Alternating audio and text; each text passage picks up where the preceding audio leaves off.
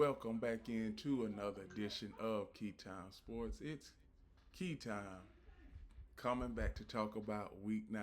Please like, comment, share, subscribe to Keytime Sports right here on YouTube, Key City Sports on Instagram, and the Key on Millions.co. Now, it's week 9 of the NFL season. It's getting down to the nitty gritty time. Those pretenders are going to have to step back and let the real players play. This week, it is teams that didn't have a hot start in the NFL and earlier on in the season. They're trying to keep themselves afloat and stay in the playoff hunt. But now we get to the game tonight. Tonight we got the Baltimore Ravens and the Miami Dolphins. Now the Baltimore Ravens, they have a chance at making some hay in the AFC North because they have a very favorable schedule for the rest of the season. And I'm going to show y'all their remaining schedule. It is pretty favorable because you can see they have Miami tonight, Minnesota, Cleveland, New York, Cincinnati, Pittsburgh, Cincinnati twice, New England, and Green Bay, and at Pittsburgh. So if they can rattle off maybe 5 or 7 wins, 5 to 7, maybe 8 wins, that'll probably be enough for the AFC North. But back to the matchup at hand tonight. Tonight it is going to be a great matchup because the Dolphins, they had a good showing versus the Atlanta Falcons, but those were the Atlanta Falcons. I'm going to give y'all a preview of this game. Dolphins look to continue momentum when they host Lamar Jackson and the Ravens on Thursday. The past few meetings between the Baltimore Ravens and the Miami Dolphins have unfolded like this. In 2021, Tua Tagovailoa came off the bench at halftime and sparked an upset. A year later, he led a stunning comeback in one of the best games of his career. Then Lamar Jackson flipped the script in 2023, dominating Miami for than 300 yards in a blowout. The series between the Ravens and the Dolphins has been a roller coaster in recent years, and Thursday night's matchup between the pair of two-win teams could be just as unpredictable. It's been fun, but then again, this is also the NFL. Tagovailoa said, anything can happen. It's really about who is more dialed in, if you will, with the game plan. With the scheme, who's been communicating, especially throughout these short weeks. The Dolphins surely hope to pendulum swings in their favor this time. Miami 2-6 is coming off its most complete game of the season last week, 34-10, with win over Atlanta. Tagovailoa threw 4 touchdowns to 4 different players, and Miami's defense held the Falcons, the fourth-ranked rushing attack, to just 45 yards. You have to understand that it took a lot of labor to get our game in a certain fashion. We like playing football under those conditions, said Dolphins coach Mike McDaniel. In terms of fast, physical, elite technique, people play in coordination and make the opponent earn everything they get. That has to be a 1 week mindset. The only way that we've ever be able to assume that we could taste that same victory is we have to go through the same process that we really had to hang our hat on when the results weren't going our way. The Ravens are expecting Jackson's return tonight after a hamstring injury sidelined him for the past 3 games. After a 4 game losing streak, Tyler Huntley led Baltimore to a win over the Chicago Bears on Sunday. We created an opportunity this week by winning last week, said Coach John Harbaugh. And really, that is what it is. An opportunity this week. We have to go out there and play our best football against a team that did the same thing. The Dolphins went up to Atlanta. They surprised. They played inspired football. We've got our hands full on Thursday night, and that's really the only thing we're focusing on. Easier road. Baltimore is trying to become the fifth team since the merger to make the playoffs despite starting 1-5. The next stretch in the schedule is critical. Baltimore's next five opponents are a combined 11 and 28. This week, however, it gets tricky. The short turnaround for a Thursday night road game in 2021, the Ravens were 6-2 heading into a Thursday night game at Miami and lost 22-10. The Dolphins were 2-7 entering that road game, but actually things turned around and they finished with a winning record. It's what the schedule says. It's so about just coming out and doing your job, linebacker Roquan Smith said.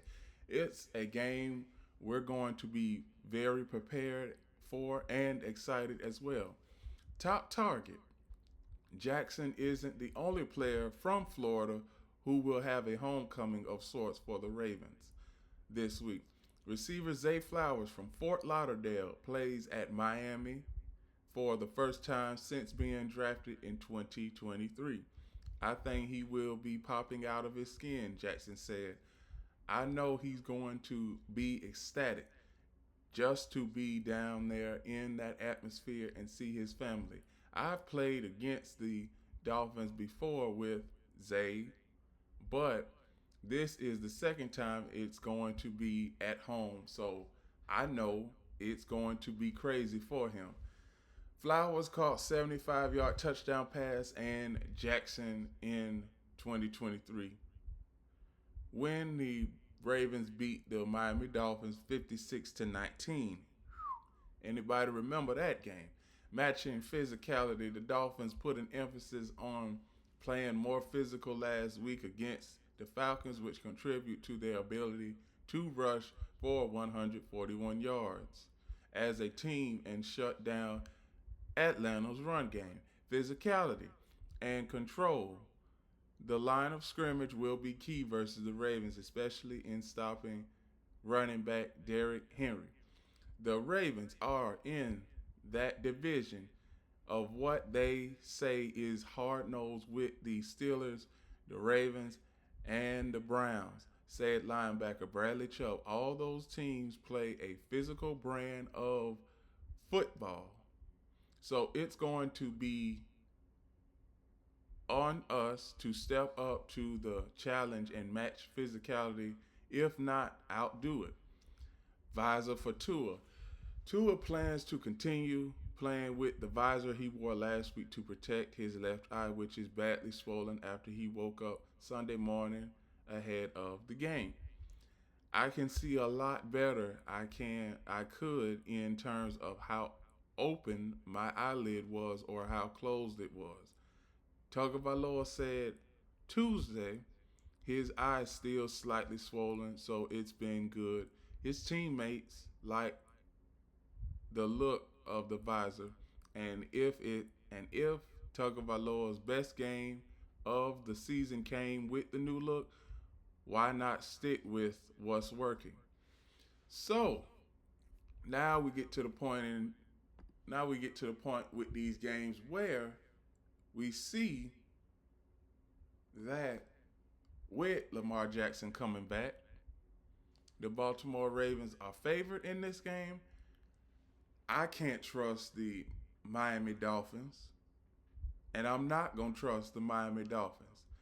I got the Baltimore Ravens winning this game because I just think that Baltimore, they have such a much difficult road, and if they don't win tonight, the season is basically over with.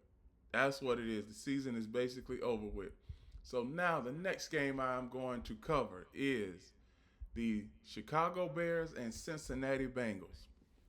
Chicago Bears are a 2.5 point favorite.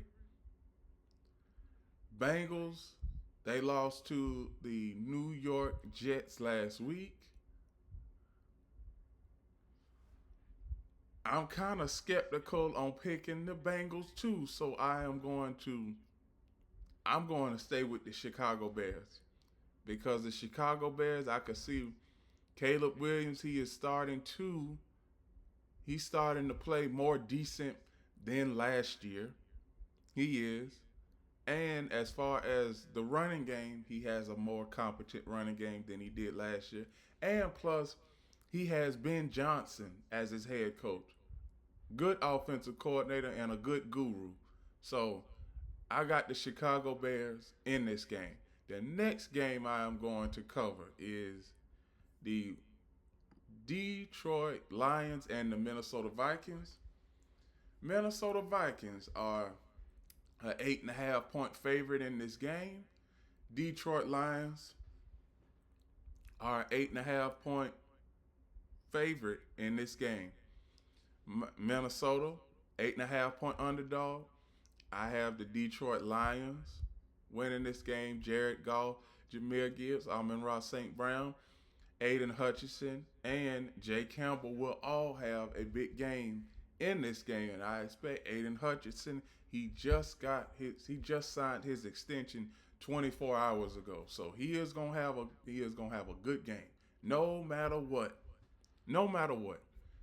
And on top of that, the Vikings, their season is pretty much done. They are 3-4. After this game, they will be 3-5, and there's just nothing, and I do mean nothing, that is going to help them get out of this rut.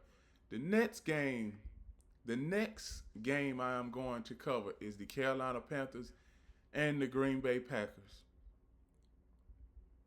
This game, the Packers are a 13.5 point favorite.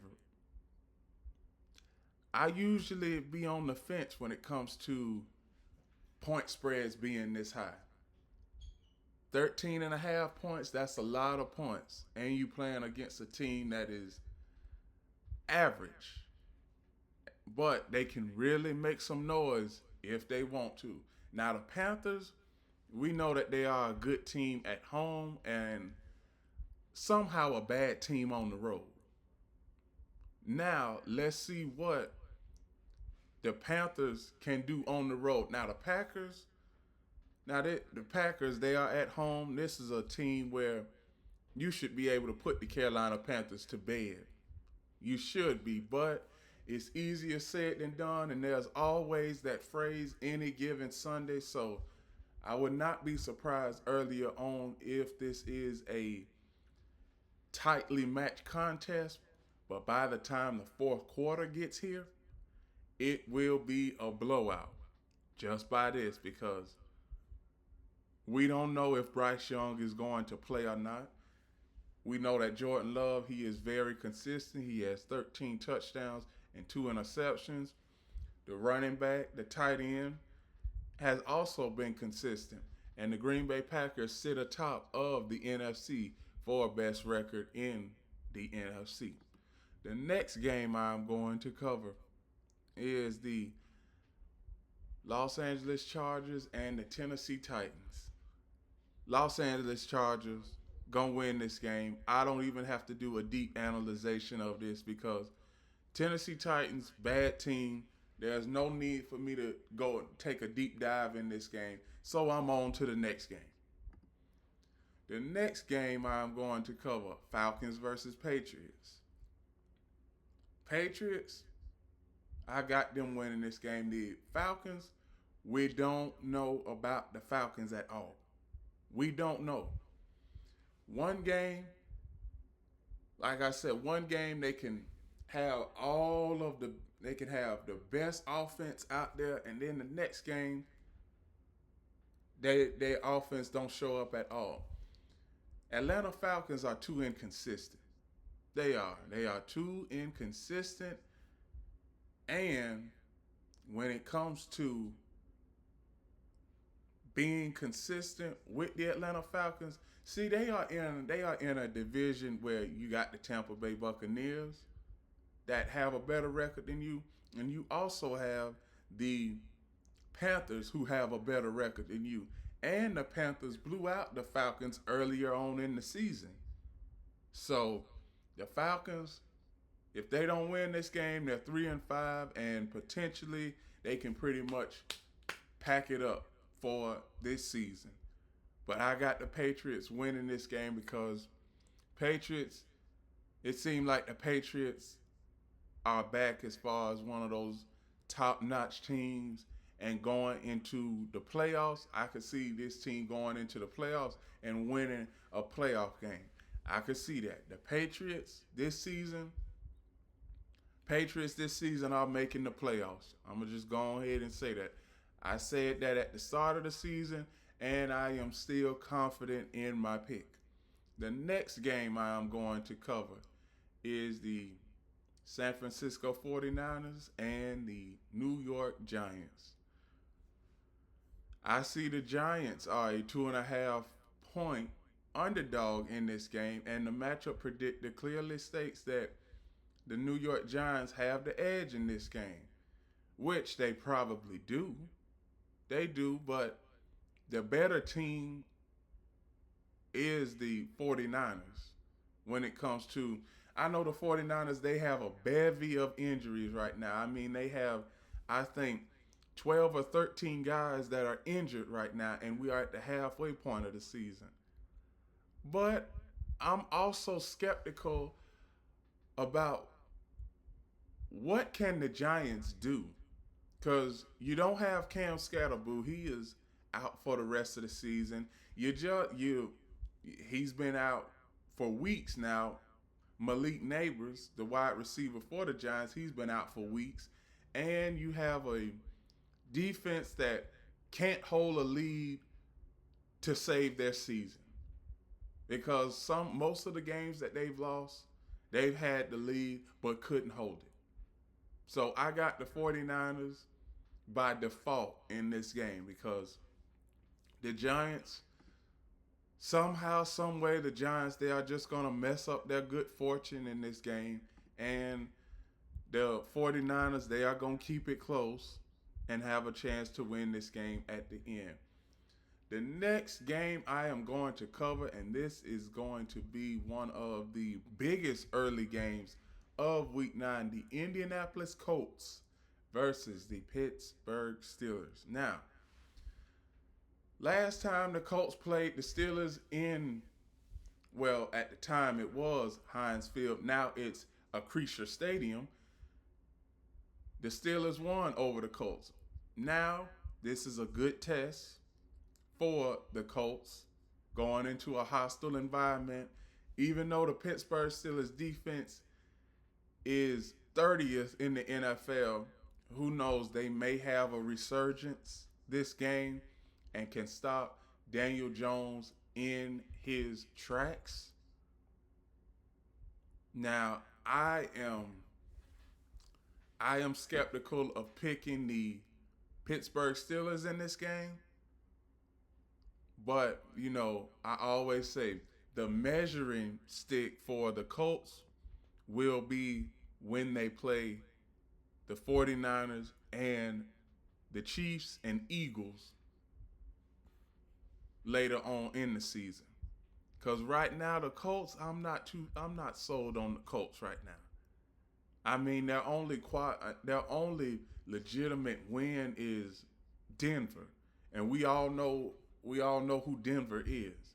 Denver is another team that's 6-2, and they could be 8-0 if it wasn't for 3 or 4 plays in 1 or 2 games.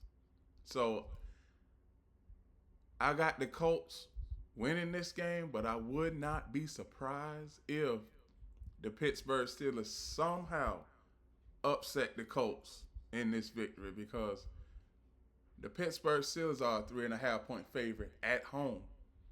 Now, credit, defensively, they're bad. Offensively, they're decent, but I expect the defense to step up somehow in some way. They got to step up somehow in some way. The next game I am going to cover is the Denver Broncos and the Houston Texans. Now, this game, it could very well be this game, they could very well easily slip up. The Broncos could easily slip up and lose this game. Broncos are a 1.5 point underdog. Texans are a 1.5 point favorite. Matchup predictor gives the Denver Broncos the edge. Houston Texans, right now, they are 3-4. They've been on a winning streak. And one thing I can say is Houston Texans, they are just an average team now. Well, they've been an average team, but earlier in the season when their offense couldn't get anything going and their defense couldn't stop anybody, I said that their season was done. But if they win, their season is still very much alive at 4-4.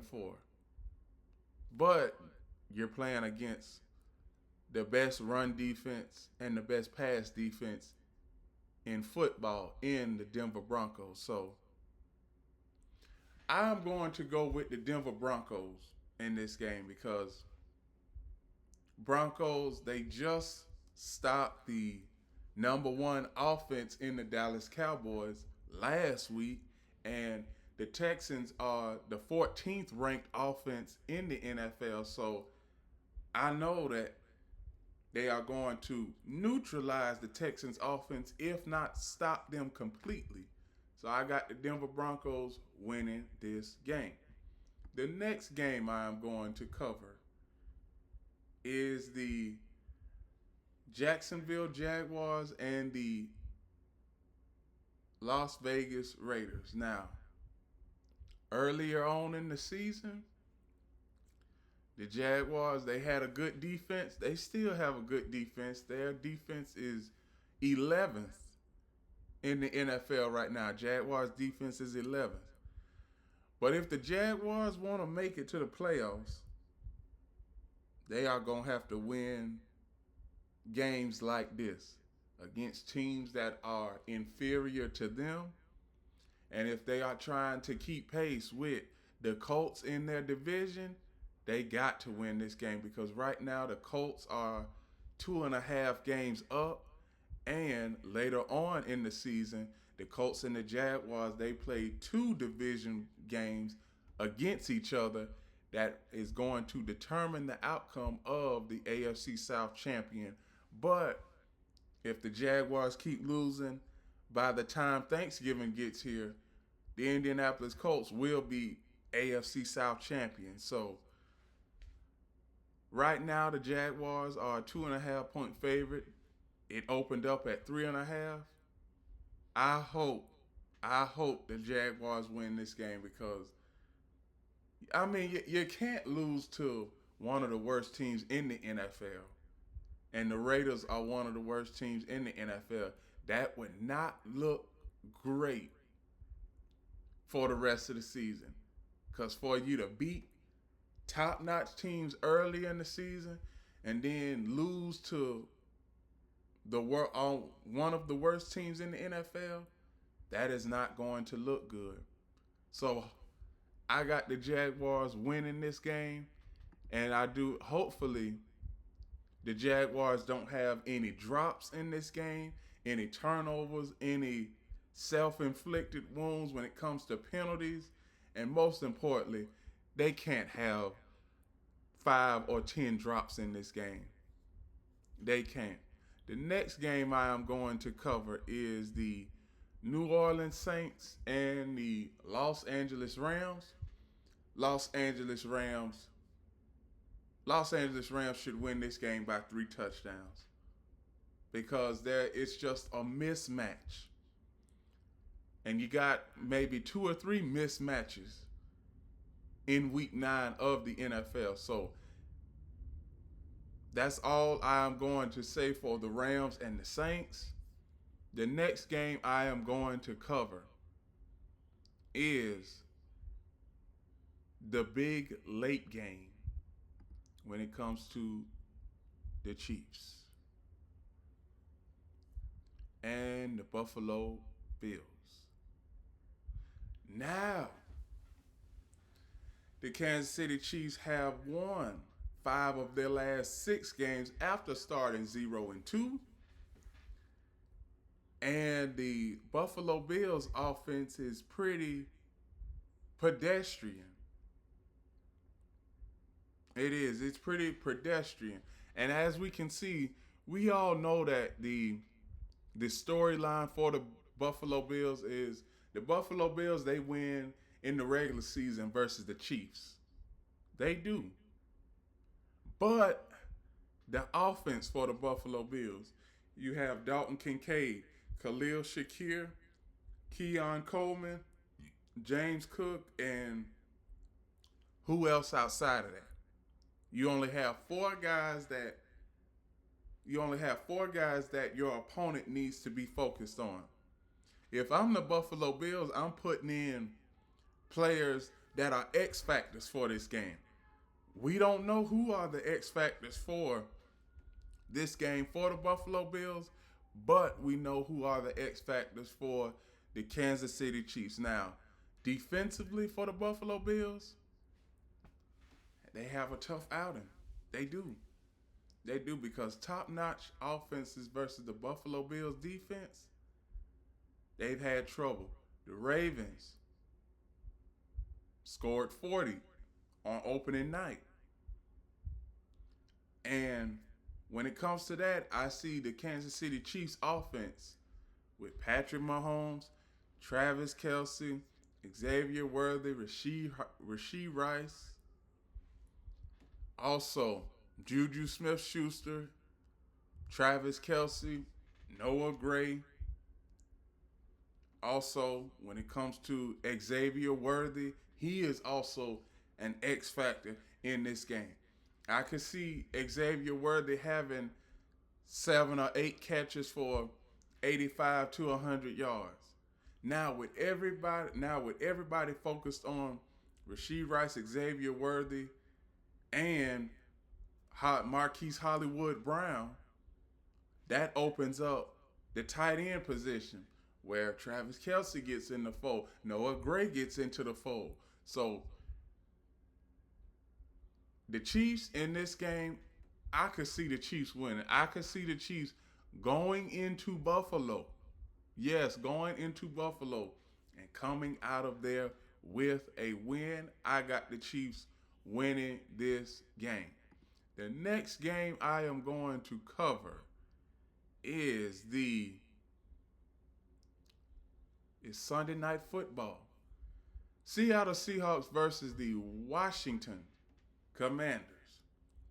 Seattle Seahawks in this case, they opened up this game at a 3.5-point favorite. Now it's a 2.5-point favorite. Washington Commanders, 2.5-point underdog. Let's see what the Washington Commanders can do. Now they will have Marcus Mariota at the helm. I think that the Seattle Seahawks, they are on a different level than the Washington Commanders. We all know the Washington Commanders, they got blown out last week by the Dallas Cowboys. And I think that this season is pretty much over for the Washington Commanders. The honeymoon phase of Jaden McDaniels and what they were able to accomplish last year is starting to settle in, and I believe the Washington Commanders have a NFC Championship appearance hangover. I do. Because their top running back, he's been gone for weeks. He was out for the season after week 2. Then you have Jaden Daniels. He is battling injuries. You have a defense who is 18th in the league in total defense. And you have an offense, an injury-riddled offense with Deebo Samuel out, Terry McLaurin out, and you have the Seattle Seahawks with Jackson Smith and Jigba. He's had a great season, and he will continue to have a great season. In this game, I expect him to have a big game. And I expect the Seahawks to win this game. The final game I am going to cover is the Arizona Cardinals and the Dallas Cowboys.